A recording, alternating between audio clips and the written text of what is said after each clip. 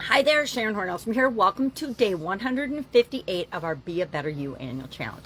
Today we're talking about and exploring opportunities to contribute and add to the world, make the world a better place. I'm struggling with this. I was looking through my monthly topics and I brainstormed and I'm like, okay, some of these sound the same to me. It feels like a couple of days ago we just talked about different ways to contribute. And here I am again exploring opportunities to contribute. And I guess they're slightly different, and I got a couple different people's stories, which is always helpful. But I think it's because it's so just inherent in my nature. I was raised by parents that taught me to be kind, do good deeds, help other people whenever you can. And it just comes naturally to me, second nature. But it doesn't, I don't think for a lot of people. I don't think that giving value and sharing information and things comes naturally for most people. I think it's a learned habit, just like anything else. It becomes part of our identity after we do it over and over and over again.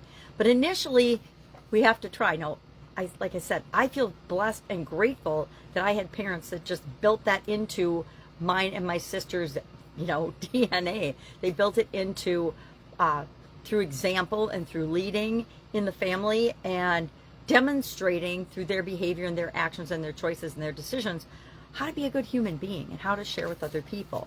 Now, it doesn't mean we are all the time. None of us are, right?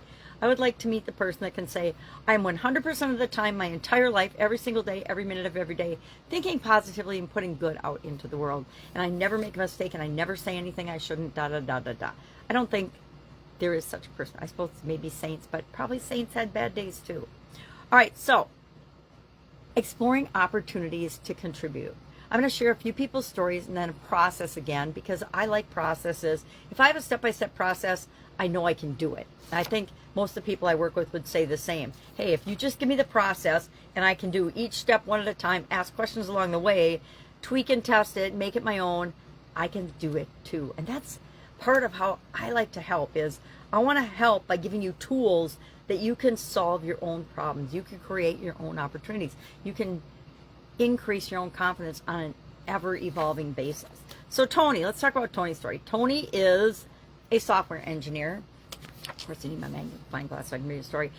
He's a retired software engineer, and he used to spend his days buried in code.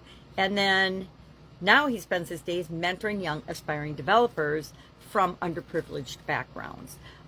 What began as a small act, answering programming questions in an online forum, which I guess there are still forums, but I think people use social media more than forums these days. It grew into a full-fledged mentorship initiative. He started volunteering weekly at a local youth center, offering coding boot camps and career guidance. He created a digital platform to match mentors, experienced tech professionals, and students, usually underprivileged students that wouldn't have access to mentors otherwise, who lacked resources and guidance. And he hooked them up together, and he's helped over 200 young people secure scholarships, internships, and job placement due to involvement in his program, which is really awesome, right? But his contribution didn't stop there. He continued to instill confidence, discipline, curiosity, qualities that ripple through every life that he touches. So he didn't just say, here's the tech skills you need. He helped them with other areas so that they could secure jobs, secure internships and scholarships as well. And he says it's not just about tech, it's about helping these kids believe that they matter, they belong, and they can dream big. How powerful is that? Tabitha is harnessing the power of creativity for social change. She's interested. She's a visual artist whose canvas is the street. She's a street artist. Yes, she is. And she's concerned about the planet. And so with her background in fine art and her heart for the environment, she fuses eco-activism with creativity. And she does this by painting murals in different community spaces to raise awareness for climate change, pollution, and conservation. Often collaborating with environmental organizations in the area that she's working in. And she gets people, she calls it Brush for the Earth, and She brings communities together to co-create public art. Children, adults, and seniors join in painting the projects that she designs in public spaces as a collaborative sense of purpose and effort that gets everybody in the community that's interested involved in participating, so they can look at these public spaces and these murals they've helped create with pride, share them with other people, and spread the word of being stewards for the environment. And she says, art speaks when words fail. A picture is worth 1,000 words. A mural is worth 10,000 words. Tanisha shares, and when art meets action, the message becomes a movement, which is super powerful. I have one more story, but I'm not going to share it. It's about a lady in healthcare, Tanisha, but I'll share it in Supersize Your Business, because otherwise I run too long. I want to make sure I can share a process with you. So how do you discover your own path of contribution? How do you figure out what works for you? We've talked a little bit about this, but I tweak it a little bit every time I talk about it. So first and foremost, I highly recommend you share your expertise. Offer your skills, excuse me, to people that need them, right? If you're a great accountant, heck, just about everybody in every business could use help with accounting. Every individual. We're not taught finances of any way, shape, or form in school. At least I wasn't. I think we were taught how to fill out a check, maybe, back in the day. But I don't think that even today, people are being taught personal finance and how to be responsible with credit, with debt, with all kinds of things. So start where you are. Use the knowledge and skills that you have and volunteer your professional knowledge. Create online tutorials or mentor others in your field. I think being a mentor is one of the most positive things that you can do. If you can take a new person under your wing and help them through the hoops that you have to jump through in any area or aspect of your life, you are adding positively to the world. Number 2, create or support local initiatives. Local engagement creates visible impact. So you can actually see, if you start small and start in your local area, you can see the impact of the things that you're doing, right?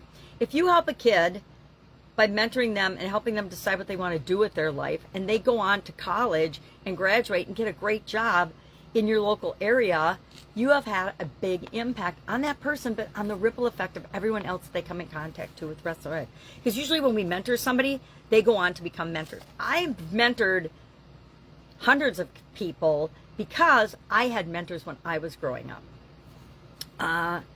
Use your voice, use your platform, use whatever you have to get information out about positive impacts and how people can contribute and what the results of your contribution are being.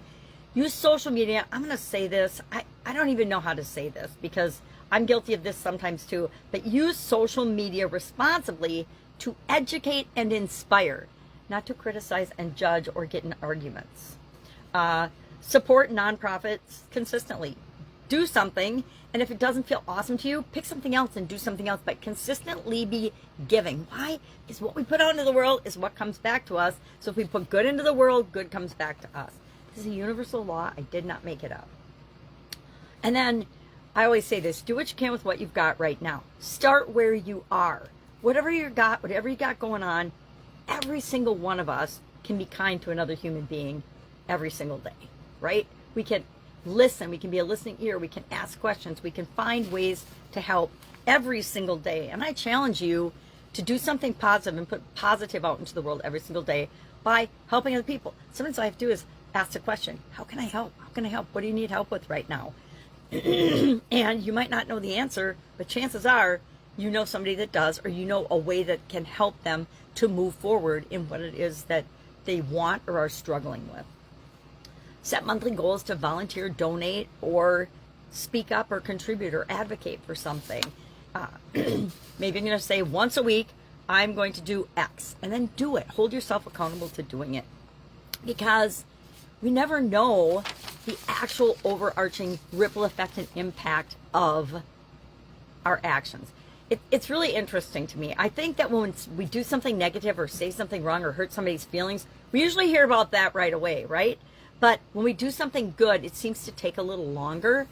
And that's why I challenge you to do something positive to impact your life and the life of those you love and care about and the people around you every single day. And sometimes all you have to do is be present and listen.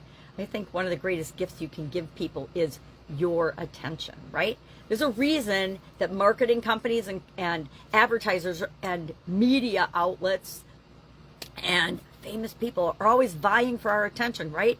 Our time, energy, and attention is one of the greatest things we can give to people.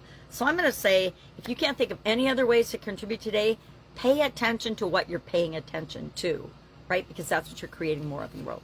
So if you're watching politics and all the nonsense and then media and getting all riled up about that, guess what? You're feeding that negativity. It's why the war on drugs didn't work, right? Besides the corruption, the war on drugs doesn't work because we're giving attention to the thing we don't want. It's why the war on poverty, the war on anything doesn't work, because war doesn't work except to make some people rich and some people dead. All right, that's a harsh way to end a contribution discussion. But that's all I've got today. If I can help you anyway, ask. That's what I'm here for, to mentor and help and coach and do whatever I can to help hook you up with the right sources that you need so you can contribute and help make the world a better place too. All right, have an awesome day, and I'll, of course, be with you tomorrow.